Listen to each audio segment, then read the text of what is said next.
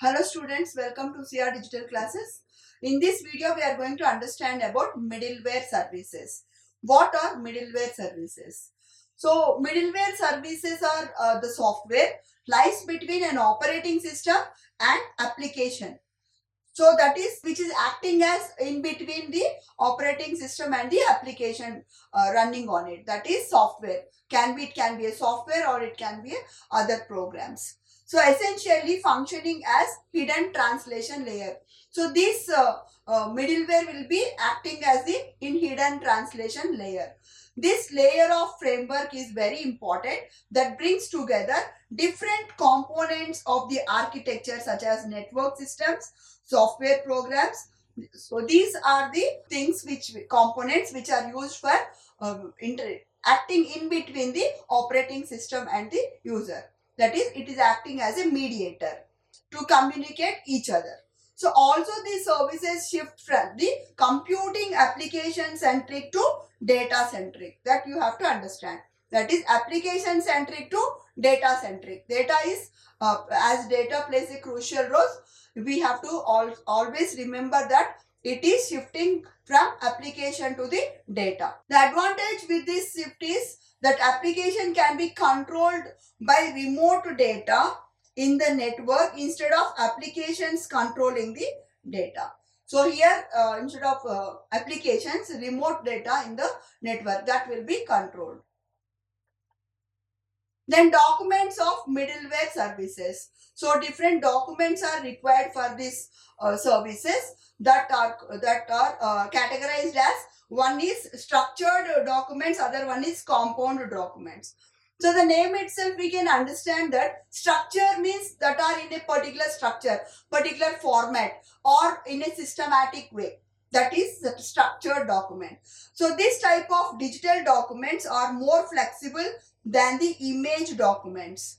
So image documents may not be letting to change or may not be visible properly. But digital documents we can easily, that is easable for the flexibility. Then the reason is they focus on different document formats like audio, video, etc. And apart from this, structured documents have a solution for documents whose content is too long and difficult to understand. So apart from this, structured documents have solution for the some documents may be very long. So we can modify that, we can change that, and sometimes it is very difficult to understand when it is in very lengthy.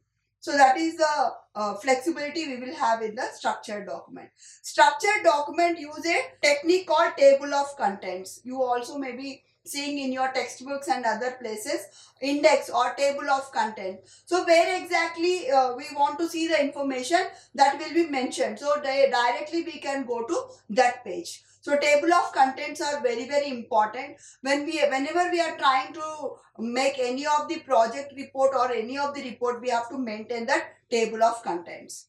So it categorizes the book into various chapters, subtopics of the chapters along with the page numbers. So the advantage of table of contents is it will try to show us chapter wise contents, which topic is in which chapter, and that topic again subtopic which page number it is there, so that we need not waste time referring complete book. We can directly check the table of contents and go to that page.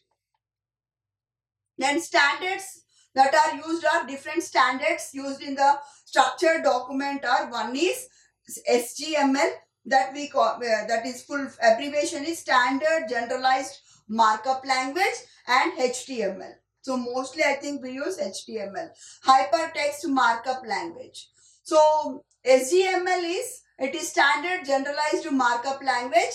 This standard is only used for text based documents because it defines how these documents can be transmitted properly, and also it defines about the text based documents can be formatted or more than once, that is it can be formatted more than one time.